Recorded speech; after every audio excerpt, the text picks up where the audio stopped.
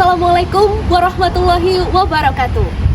Selamat pagi dan salam sejahtera bagi kita semua. Dewan juri yang terhormat, moderator, serta rekan-rekan tim pro yang saya banggakan. Perkenalkan kami dari SMA Negeri 1 Karangan. Dengan saya, Niha Firda Anda selaku pembicara pertama dan rekan saya, Adinda Arah Azhara selaku pembicara kedua, serta Rivaldi Afdil Rahman selaku pembicara ketiga. Assalamualaikum warahmatullahi wabarakatuh. Perkenalkan, saya Niha Firda Anda selaku pembicara pertama dari tim pro.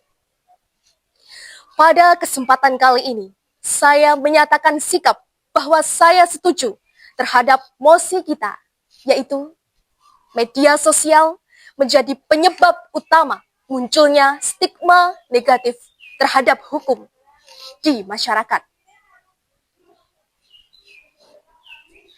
Dewan juri yang terhormat, titik tekan perdebatan kita pada hari ini terletak pada bagaimana perspektif masyarakat terhadap hukum tidak lagi dibangun melalui proses hukum yang sah, melainkan dibentuk oleh penyebaran arus informasi yang tidak terkontrol di media sosial.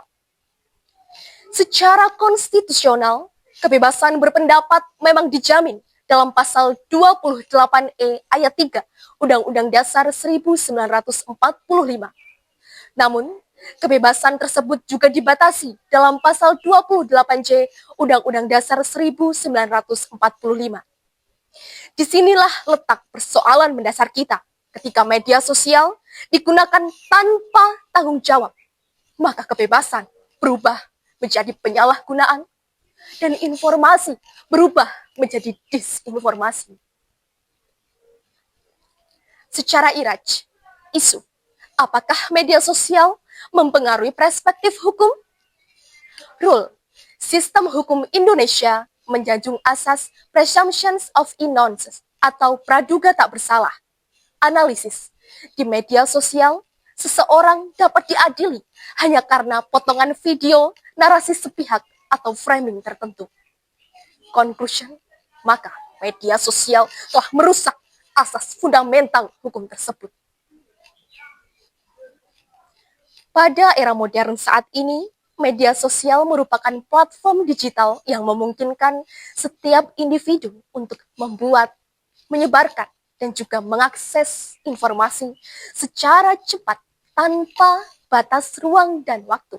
Kehadiran media sosial seperti Instagram, TikTok, Twitter, dan Facebook telah mengubah cara masyarakat dalam memperoleh informasi, termasuk informasi mengenai penjelasan hukum. Namun, kemudahan ini justru seringkali disalahgunakan karena tidak adanya mekanisme kontrol yang ketat seperti dalam sistem hukum formal. Media sosial kerap kali digunakan oleh masyarakat secara serta-merta dan tanpa verifikasi yang memadai, sehingga mengabaikan kebenaran dan akurasi informasi hukum yang beredar. Informasi yang bersifat sensasional, provokatif, dan belum tentu benar lebih mudah menarik perhatian dan menjadi viral daripada penjelasan hukum yang faktual dan mendalam. Akibatnya, masyarakat cenderung mempercayai opini publik yang terbentuk di media sosial daripada fakta hukum yang sebenarnya. Dari perspektif filosofi hukum, terdapat 3 nilai utama menurut Gustav Redbrecht, yaitu keadilan, kepastian hukum, dan juga kemanfaatan. Namun yang terjadi hari ini adalah ketidakseimbangan di mana opini publik di media sosial justru menghancurkan kepastian hukum dan merusak keadilan hukum itu sendiri. Dengan demikian, penggunaan media sosial yang tidak bijak di era modern ini menjadi salah satu faktor utama yang mendorong terbentuknya persepsi yang keliru dan stigma negatif masyarakat terhadap sistem hukum. Karena hukum tidak lagi dinilai berdasarkan proses dan bukti, melainkan berdasarkan opini dan popularitas. Dengan kata lain, hukum dikalahkan oleh perspektif yang dibentuk secara instan di media sosial. Masyarakat tidak lagi menunggu putusan hakim, tetapi menunggu putusan netizen. Yang kedua, media sosial menjadi penyebab munculnya stigma negatif terhadap hukum di masyarakat karena penyebaran berita bias dan hoaks yang kemudian melahirkan fenomena no viral, no justice. Argumentasi ini akan kami elaborasikan lebih dalam oleh pembicara kedua dari tim kami. Dan sebagai penutup, dapat kami tegaskan bahwa masalah utama bukan terletak pada hukum itu sendiri, melainkan pada bagaimana media sosial membentuk perspektif yang keliru terhadap hukum. Karena ketika masyarakat lebih percaya apa yang viral daripada apa yang benar di media sosial, maka pada saat itu pula wibawa hukum mulai runtuh. Dewan juri yang terhormat, perkenalkan saya Adinda Ara Azhara selaku pembicara kedua dari tim Pro. Sekali lagi menyatakan bahwa kami mendukung mosi perdebatan kali ini, yaitu media sosial menjadi penyebab utama munculnya stigma negatif terhadap hukum di masyarakat. Melanjutkan bangunan argumentasi dari pembicara pertama, saya akan membedah persoalan ini secara lebih mendalam melalui pendekatan yudris, empiris, dan sosiologis. Realita yang tidak dapat kita bantah pada hari ini, yaitu bahwa masyarakat cenderung lebih percaya terhadap sesuatu yang viral daripada apa yang benar menurut hukum. Padahal dalam sistem negara hukum, sebagaimana diatur dalam pasal 1 ayat 3 Undang-Undang Dasar 1945, segala tindakan harus didasarkan pada hukum, bukan pada opini publik. Ketika standar kebenaran bergeser dari hukum menjadi viralitas, maka yang terjadi adalah degradasi terhadap prinsip rule of law. Penyebaran informasi bias dan berita hoax di media sosial secara langsung membentuk stigma negatif terhadap hukum. Dalam praktiknya, masyarakat seringkali menghakimi suatu kasus hanya dengan melihat potongan video yang berdurasi beberapa detik tanpa memahami konteksnya secara utuh. Hal ini jelas bertentangan dengan asas due process of law dan asas praduga tak bersalah. Secara normatif, tindakan ini bahkan melanggar ketentuan dalam pasal 27A Undang-Undang Nomor 1 Tahun 2024 tentang perubahan kedua Undang-Undang ITE yang mengatur mengenai pencemaran nama baik di ruang digital, serta pasal 28 ayat 1 Undang-Undang ITE yang melarang penyebaran berita bohong yang merugikan masyarakat. Selain itu, ketentuan ini juga diperkuat dalam KUHP pasal 310 dan 311 mengenai pencemaran nama baik. Dengan demikian, media sosial tidak hanya menjadi sarana penyebaran informasi, tetapi juga menjadi sarana pelanggaran hukum itu sendiri. Analisis kami yang pertama, yaitu media sosial memfasilitasi trial by public, yaitu penghakiman oleh masyarakat sebelum adanya putusan pengadilan. Masyarakat dengan mudah menyimpulkan suatu perkara hanya dengan melihat potongan video atau narasi sepihak. Padahal, secara hukum, kebenaran yang diakui adalah kebenaran material yang diperoleh melalui proses penghakiman di pengadilan. Namun, saat ini media sosial telah menggantinya menjadi kebenaran perspektif yang tidak memiliki dasar hukum. Fenomena no viral, no justice menunjukkan adanya pergeseran kepercayaan masyarakat terhadap aparat penegak hukum.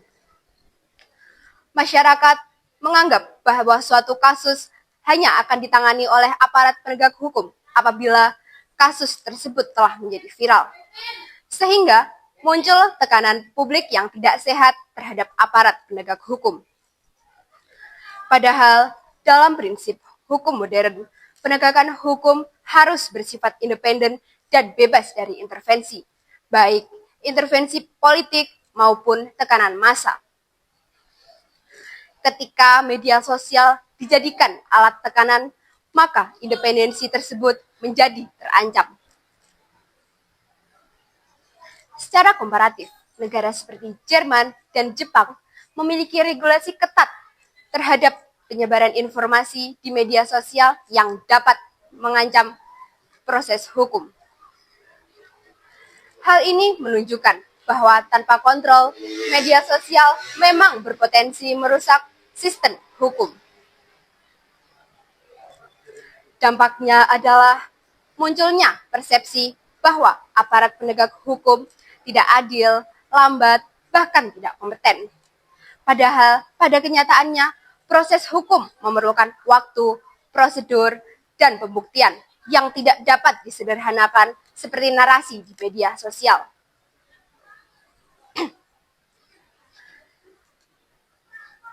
Lebih jauh lagi, secara sosiologis, kondisi ini menimbulkan distrust atau ketidakpercayaan masyarakat terhadap institusi hukum. Secara empiris, banyak kasus menunjukkan bahwa opini publik di media sosial seringkali tidak sejalan dengan putusan hukum di pengadilan. Hal ini menyebabkan masyarakat mengalami disonansi antara apa yang mereka yakini dengan apa yang diputuskan di pengadilan. Akibatnya, putusan hukum yang sah justru dianggap tidak adil oleh masyarakat. Dengan demikian, dapat disimpulkan bahwa stigma negatif terhadap hukum bukan muncul karena kegagalan hukum itu sendiri, melainkan karena masyarakat telah terpapar dengan berita yang belum tentu benar atau belum terverifikasi di media sosial. Oleh karena itu, media sosial dikategorikan menjadi penyebab utama karena memiliki daya sebar yang cepat dan jangkauan yang sangat luas. Dewan juri yang terhormat, saya Rivaldi selaku pembicara ketiga sekaligus yang terakhir dari tim Pro. Pada tahap ini, izinkan saya untuk menegaskan kembali keseluruhan konstruksi argumentasi dari tim kami secara komprehensif dan analitis. Dalam posisi standing ini, kami tidak lagi sekedar menyampaikan argumen, melainkan menunjukkan bahwa secara logika, hukum, dan realitas sosial, posisi dari tim kami adalah yang paling kuat dan tidak terbantahkan. Jika kita petakan secara sederhana, perdebatan ini hanya berpusat pada satu pertanyaan utama, yaitu apakah media sosial merupakan faktor yang paling dominan dalam membentuk stigma negatif terhadap hukum.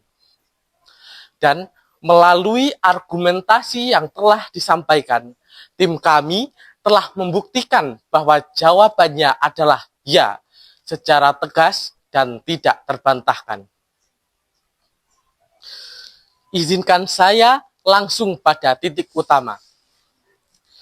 Dalam standing position ini, kami tidak sekedar membangun argumen, tetapi membangun kerangka berpikir hukum yang utuh. Pertama, mari kita petakan inti persoalan. Perdebatan ini berpusat pada tiga hal utama. Yang pertama yaitu aspek legalitas atau apakah media sosial melanggar prinsip hukum. Yang kedua yaitu aspek sosiologis atau bagaimana dampaknya terhadap masyarakat. Dan yang terakhir atau yang ketiga yaitu aspek legitimasi hukum atau bagaimana kepercayaan publik terbentuk. Pembicara pertama telah menjelaskan bahwa media sosial merusak asas fundamental hukum, yaitu praduga tak bersalah dengan membentuk opini publik sebelum proses hukum berjalan. Pembicara kedua telah memperkuatnya dengan menunjukkan bahwa secara yuridis praktik di media sosial bahkan melanggar berbagai ketentuan hukum positif seperti Undang-Undang ITE dan KUHP, serta secara sosiologis menimbulkan ketidakpercayaan terhadap institusi hukum. Dengan demikian, argumentasi tim kami telah berdiri kokoh secara filosofis, yuridis, dan empiris sekaligus. Jika dianalisis lebih dalam, media sosial memiliki karakteristik yang tidak dimiliki oleh faktor lain, yaitu kecepatan, masivitas, dan kemampuan membentuk opini secara instan. Faktor-faktor lain seperti rendahnya literasi hukum memang ada, namun tidak memiliki kekuatan untuk menyebarkan stigma secara luas tanpa bantuan media sosial. Dalam hal ini, media sosial berperan sebagai causa proxima atau sebab dominan yang mempercepat dan memperluas terbentuknya stigma negatif terhadap hukum di masyarakat. Selain itu, perspektif hierarki hukum posisi tim kami sangat jelas dan kuat karena didasarkan pada Undang-Undang Dasar 1945 serta asas hukum umum seperti presumption of innocence dan due process of law. Ini menunjukkan bahwa argumentasi kami tidak hanya bersifat opini, tetapi memiliki dasar hukum yang sah dan relevan dengan kondisi saat ini, atau ius constitutum. Lebih lanjut, apabila media sosial tidak memiliki peran dominan, maka seharusnya stigma negatif terhadap hukum tidak akan menyebar secara luas dan cepat seperti yang terjadi saat ini. Namun, fakta menunjukkan sebaliknya, setiap kasus hukum yang viral hampir selalu diikuti oleh gelombang opini publik yang cenderung negatif terhadap aparat penegak hukum. Hal ini membuktikan bahwa media sosial bukan hanya faktor tambahan, melainkan faktor utama yang menentukan arah persepsi masyarakat. Sebagai penutup, kami ingin menegaskan bahwa perdebatan ini bukan sekedar tentang teknologi, melainkan tentang keberlangsungan prinsip negara hukum itu sendiri. Ketika hukum tidak lagi dipercaya karena dikalahkan oleh opini yang viral, maka pada saat itulah keadilan kehilangan maknanya. Oleh karena itu, satu-satunya kesimpulan yang logis, rasional, dan sesuai dengan hukum adalah bahwa media sosial memang menjadi penyebab munculnya stigma negatif terhadap hukum di masyarakat. Karena itu, satu-satunya kesimpulan yang logis, yuridis, dan tidak terbantahkan adalah mosi ini harus diterima. Sebagai penutup, izinkan saya menyampaikan satu penegasan, yaitu di mana jika hukum diadili oleh opini publik sebelum hakim menjatuhkan putusan, maka yang kita hadapi bukan lagi negara hukum, melainkan negara opini. Dan dalam kondisi seperti itu, keadilan tidak lagi ditentukan oleh fakta, tetapi oleh siapa yang paling viral.